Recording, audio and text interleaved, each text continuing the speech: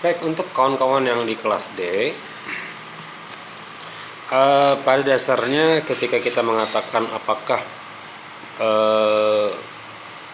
foto atau prawedding atau sebagainya itu perbuatan yang sifatnya dianggap bertentangan dengan hukum Islam, sebenarnya kita lihat saja polanya. Polanya apa? Prewedding itu jika dia berfoto biasa saja tidak masalah, tapi kalau dia sudah menyentuh, berarti dia bukan muhrimnya masih, karena belum akad. Nah, kebanyakan orang prewedding setelah akad. Tapi ada juga yang melakukan prewedding itu sebelum akad. Nah, ini juga perlu diperhatikan bahwa yang dijadikan masalah adalah sampel yang haramnya. Ya, sampel haramnya apa? Sehingga kalau kita katakan bahwa foto-foto itu dianggap haram lah, Pak, meletakkan foto, bukan masalah haramnya, tapi ada auratnya kada. Ya.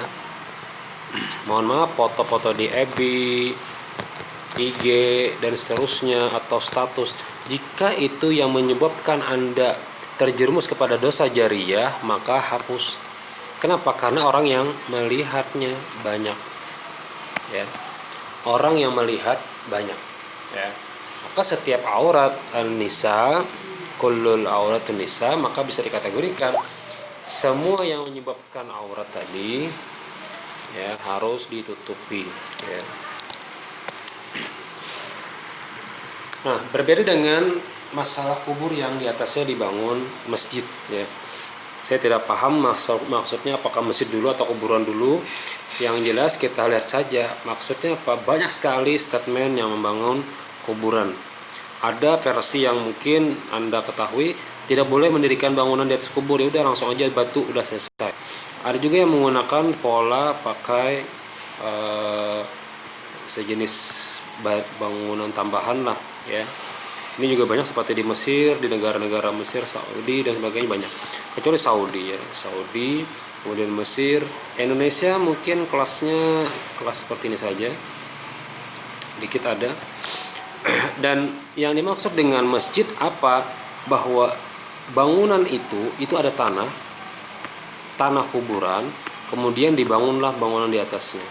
Ya, maka itu tidak dianjurkan oleh Nabi atau tidak diperbolehkan oleh Nabi. Nah, sementara kita pada saat ini polanya masjid, di sampingnya ada kuburan. Ya, masjid di sampingnya ada kuburan dan dibatasi oleh dinding khusus. Ya, ini namanya diperbolehkan saja. Ya.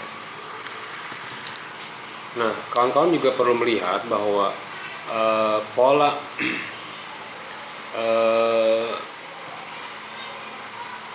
dalam pernikahan itu harus dilihat adalah bagaimana pernikahan itu memunculkan sifat harmonis ya, dalam rumah tangga.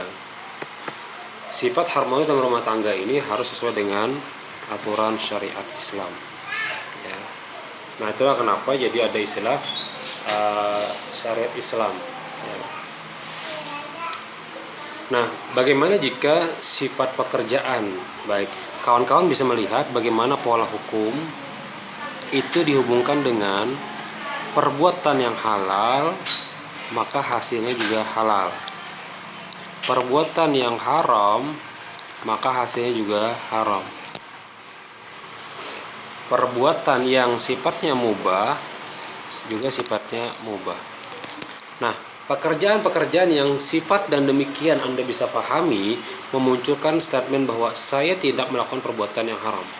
Berarti makanan yang dihasilkan dari pekerjaan tersebut dikategorikan halal. Nah, berbeda jika perbuatan yang dia lakukan itu memang dari haram, misalnya riba. Dia pelaku riba, tapi dia hanya mencatat saja, tukang catat. Ya, tukang catat. Sementara dalilnya Anda ketahui Allah melaknat orang-orang yang bermain riba, termasuk orang yang tukang catatnya, tukang jaganya. Dan dia paham bahwa dia mengerjakan perbuatan riba, maka perbuatan yang riba ya ini dikategorikan dia mengambil hukum dari perbuatan yang haram, maka uang yang dihasilkannya pun jadi uang yang haram. Lain kalau upah. Ya, kalau upah. Misalnya ada seorang minta antarkan narkoba. Tapi si pemilik upah nih kada tahu isinya apa, ya udah diantarkan saja. Ternyata isinya adalah narkoba. Apakah ini dikategorikan haram perbuatannya? Tidak, karena karena dia tidak tahu. Seandainya dia mengetahui, dia harus tinggalkan. Ya. Kenapa? Karena perbuatan itu menyebabkan orang lain jadi muskirin tadi, atau yang perbuatan yang haram. Ya. Nah demikian untuk menyerupai. Nah, konteks menyerupai ini atau tasyabuh ini adalah yang dikategorikan oleh Nabi, Allah melaknat orang-orang yang menyerupai laki-laki perempuan. Dari sisi mana? Dari pandangan orang, bukan jar kita, bukan diri kita. Ya, kalau orang menganggap ikam kayak binian, berarti orang melihat sudah menyerupai perempuan, atau perempuan ikam sudah kayak lakian, berarti itu sudah menyerupai laki-laki. Maka pada prakteknya itu bisa diperbolehkan. Ya, apa perbolehkannya? Silakan saja berpakaian kalau memang seperti yang dipakai di rumah, nggak masalah. Tapi ketika sudah dipakai keluar dan orang menganggap itu mirip perempuan, maka pada prakteknya harus ditinggalkan. Kenapa? Karena menyerupai dengan perempuan. Ya, baik, itu ya mungkin untuk kelas D sementara. Nanti akan saya lihat lagi pada prakteknya.